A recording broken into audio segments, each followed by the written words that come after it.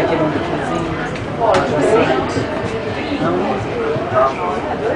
Você tem que levar pode despachar. Ah, já fez aqui, Bárbara Delmo, que já fez, então. A sombra dela é mais clara, né, Ricardo? Não é a sombra mais escura, não. Essa aqui, né? Torquato, qual é a inspiração dessa make? Conta um pouquinho. Eu acho que o mais importante é manter o frescura, assim, né? Uma garota saudável e sofisticada no verão.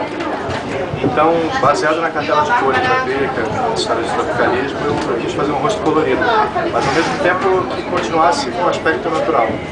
Então, usei tons de como se fosse esse ouro rosa, né, que estão usando agora, é uma mistura de ouro rosa com ouro amarelo nos olhos, para dar essa coisa sofisticada.